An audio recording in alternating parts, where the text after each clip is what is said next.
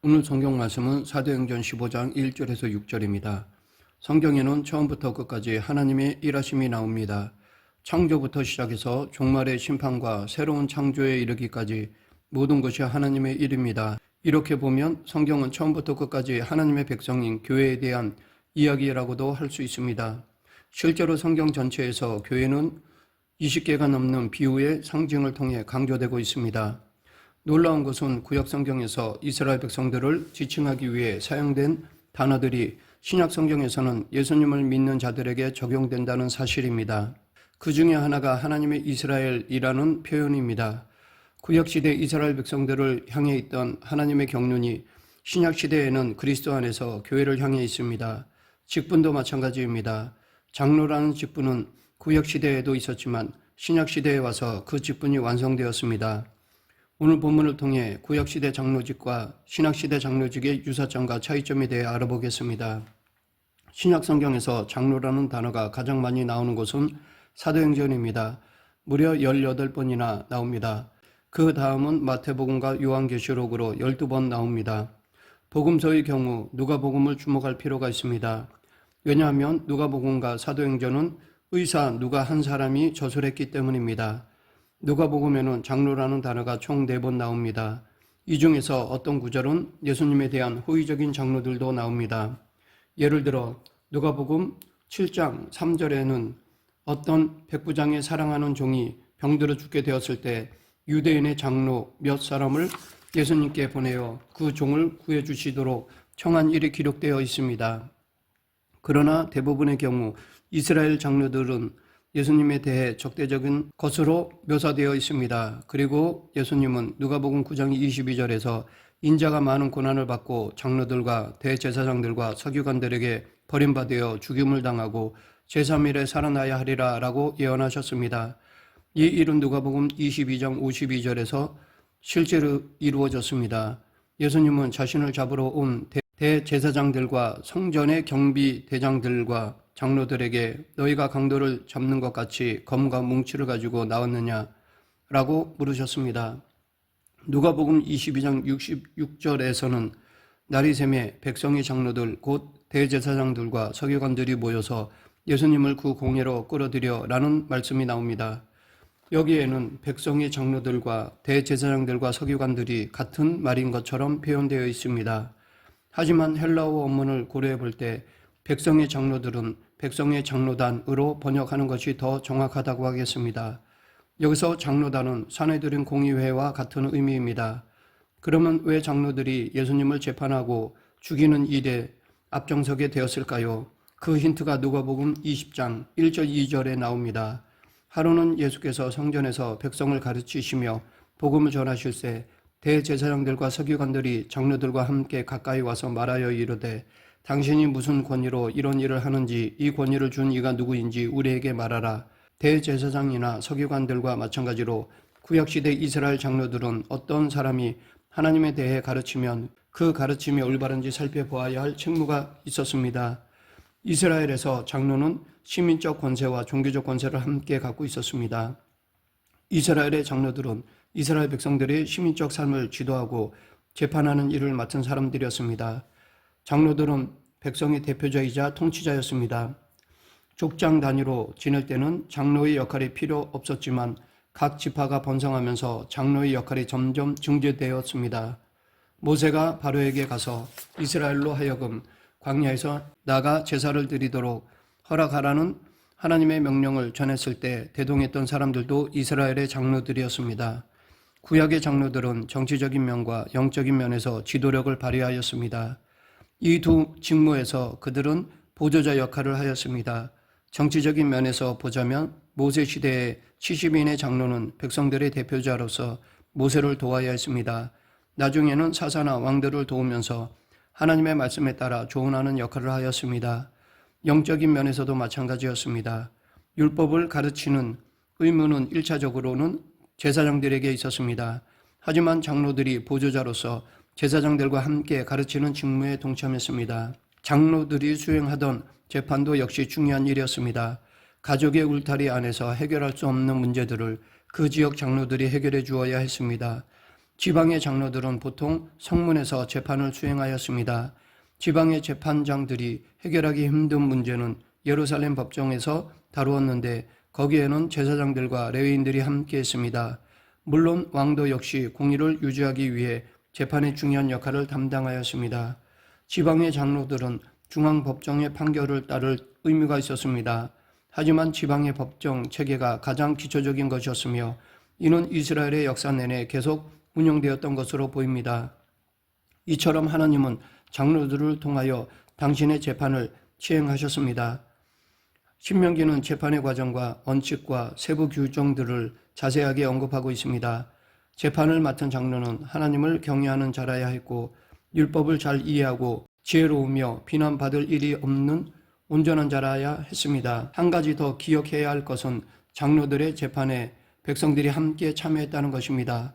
첫째, 백성들은 법정이 부패해지지 않도록 정신을 차리고 공의를 지켜야 할 의무가 있었습니다.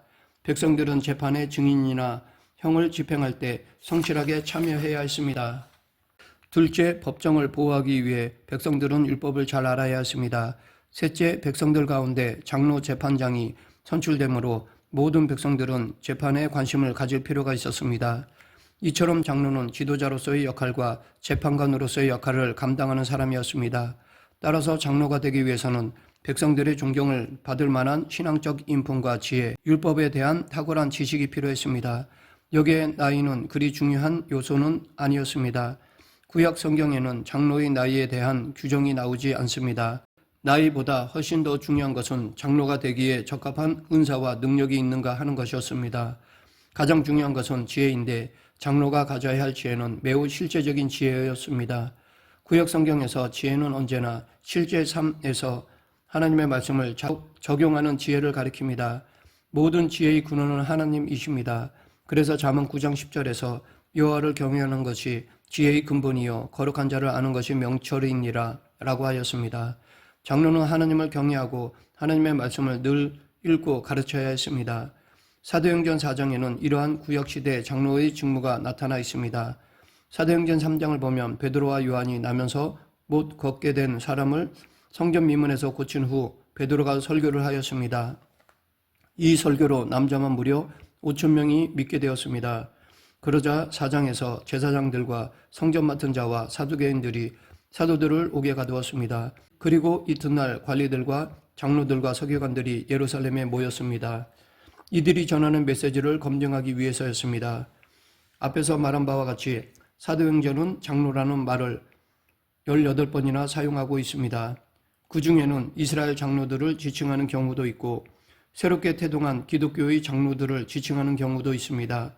이스라엘의 장로들을 지칭하면서 사도행전은 반복하여 이스라엘의 관리들과 장로들, 제사장들과 장로들, 장로와 서기관들을 언급하고 있습니다. 사도행전 4장에서 장로들은 기독교 운동의 타당성을 판단하기 위하여 유대인 관리들과 서기관들과 함께 예루살렘에 모였습니다. 이것은 앞에서 인용했던 누가복음 22장 66절에 나온 산헤드린을 연상시킵니다. 산헤드린 공회에는 주로 71명으로 구성되었는데 그 구성원들은 대제사장, 제사장, 사두개인, 바리새인들이었고 이들 가운데 상당수가 장로들이었습니다. 하지만 로마의 통치 아래에 있었기에 이들은 사형을 언도하지 못하였습니다. 재판관은 3명, 23명, 71명, 73명 등으로 다양하게 구성되었습니다. 그들은 제사장의 뜰의 남쪽에 있었던 절석실이라는 방에 모여 재판을 하였습니다. 분명한 사실로 공회에서 선고받은 자들은 회당에서 징계를 받았습니다. 복음서에서 산헤드린 회원들이 모두 예수님을 죽이려 한 것은 그들이 예수님을 메시아로 알아보지 못한 것을 뜻합니다. 동일한 일이 사도행전에서는 베드로의 설교를 거부한 것으로 나타났습니다. 사도행전 4장 6절 이하에 보면 대제사장 안나스와 가야바와 요한과 알렉산더와 및 대제사장의 문중이 다 모여서 사도들을 가운데 세우고 너희가 무슨 권세와 누구의 이름으로 이 일을 행하였느냐 라고 물었습니다. 그리고 장로들을 포함한 공의회 회원들은 베드로와 요한의 말을 듣고 서로 의논하였습니다. 결국 그들은 그들을 불러 도무지 예수의 이름으로 말하지도 말고 가르치지도 말라라고 하였습니다. 하지만 베드로와 요한은 하나님 앞에서 너희의 말을 듣는 것이 하나님의 말씀을 듣는 것보다 옳은가 판단하라. 우리는 보고 들은 것을 말하지 아니할 수 없다라고 대답하였습니다. 여기에 나오는 이스라엘 장로들은 직무에 나름대로 충실하게 행동했지만 영적으로는 완전히 오류를 범하고 있었습니다. 그들이 백성들 가운데 유포되는 영적인 메시지가 과연 올바른 것인지 판단하기 위해 모인 것은 옳았습니다. 그들은 구약 성경에 명시된 자신들의 직무에 충실했던 것입니다. 그러나 한편으로 그들은 안타깝게도 율법을 잘못 이해하고 예수 그리스도에 대해 오해함으로 말미암아 잘못된 판단을 내렸습니다. 그리하여 그들은 예수님께 사형을 언도했던 실수를 다시 한번 반복했던 것입니다. 그런데 오늘 본문에서 우리는 새 언약의 장로들을 보게 됩니다. 이들은 이스라엘 장로들이 아니라 신약교회의 장로들입니다. 구약시대 장로직이 백성들을 지도하고 재판하는 중대한 임무를 맡은 것처럼 신약의 교회에서 장로 직분도 마찬가지 일을 하였습니다. 그런데 그 직분은 일시적이거나 특수한 상황에 대한 반응으로 제정된 것이 아니었습니다. 오히려 신약 성경에서 장로직은 세 가지 목적을 위하여 늘 교회에 존재해 왔습니다. 첫째, 교회가 거짓되고 미혹된 가르침에 대하여 진리를 보호하기 위하여 장로직이 제정되었습니다. 새 언약의 장로는 구약의 장로와 마찬가지로 하나님의 말씀을 사수해야 했습니다. 둘째, 교회가 지속적인 종말론적 환란을 견디도록 돕기 위해 장로직이 존재하게 되었습니다. 구약의 장로들이 백성들의 지도자였던 것처럼 새 언약의 장로들 역시 교회와 함께 살고 교회와 함께 죽는 사람이어야 했습니다. 셋째, 장로 직분은 새 창조의 비가시적인 영역을 이 세상에 확전시키는 교회의 선교 사역을 위하여 세워졌습니다. 장로는 예수님께서 명령하신 전도와 세례 명령이 땅끝까지 수행될 수 있도록 협력해야 했습니다. 따라서 신약 성경은 장로 직분이 새 창조가 완성될 때까지 존속해야 한다고 가르칩니다. 그래서 장로직을 항존직이라고 하는 것입니다. 그런데 이 말은 죽을 때까지 장로라는 말이 아니라 교회에는 언제나 장로가 있어서 교회에서 그 직무를 감당해야 한다는 뜻입니다. 오늘 본문에서 새 언약의 장로들은 이 직무를 잘 감당하고 있었습니다. 오늘 본문 1절, 어떤 사람들이 유대로부터 내려와서 형제들을 가르치되 너희가 모세의 법대로 할례를 받지 아니하면 능히 구원을 받지 못하리라. 이들은 분명히 유대적 기독교인들이었습니다. 이들은 기독교인이긴 했지만 여전히 유대교의 율법 일부와 그 습속을 다루고자 했던 자들이었습니다. 이 문제 때문에 바울 및 바나바와 그들 사이에 적지 않은 다툼과 변론이 발생하였습니다. 그래서 교회는 바울과 바나바 및 몇 사람을 예루살렘에 있는 사도와 장로들에게 보냈습니다. 오늘 본문 4절에 보면 바울과 바나바 일행이 예루살렘에 도착하자 교회와 사도와 장로들로부터 영접을 받았습니다. 그리고 그 유명한 예루살렘 회의가 개최되었습니다. 사도들과 장로들이 모여서 회의를 한 결과 교회는 야고보가 대표하여 결의한 내용에 동의하였습니다. 그 결정이 사도행전 15장 19, 20절입니다. 이방인 중에서 하나님께로 돌아오는 자들을 괴롭게 하지 말고 다만 우상의 더러운 것과 음행과 목매어 죽인 것과 피를 멀리하라고 편지하는 것이 옳으니 신약교회는 새롭게 개종한 이방인들이 모세율법을 지켜야 한다는 유대식 기독교의 가르침에 맞서 올바른 가르침을 결정하게 되었습니다. 이 일에 사도와 함께 장로들이 회의에 참석했다는 것은 중요합니다. 이렇게 사도행전에는 새 언약의 장로의 모습을 잘 가르쳐주는 본문이 한 곳 더 있습니다. 바로 사도행전 20장입니다. 3차 선교여행을 마치고 예루살렘을 향해 가던 바울은 밀레도에서 사람을 보내어 에베소의 교회 장로들을 불러 모았습니다. 그들에게 바울은 마치 유언과 같은 말을 전하였습니다. 왜냐하면 성령이 각 성에서 바울에게 증명하여 결박과 환란이 그를 기다린다고 말씀하셨기 때문입니다. 바울은 에베소의 장로들에게 마지막으로 권면하는 내용이 28절부터 35절에 걸쳐 기록되어 있습니다. 여기서 사도 바울이 정의하는 장로는 성령께서 교회를 보살피도록 세우신 감독자입니다. 감독자로서 그들은 하나님이 자기 피로 사신 교회를 잘 보살펴야 합니다.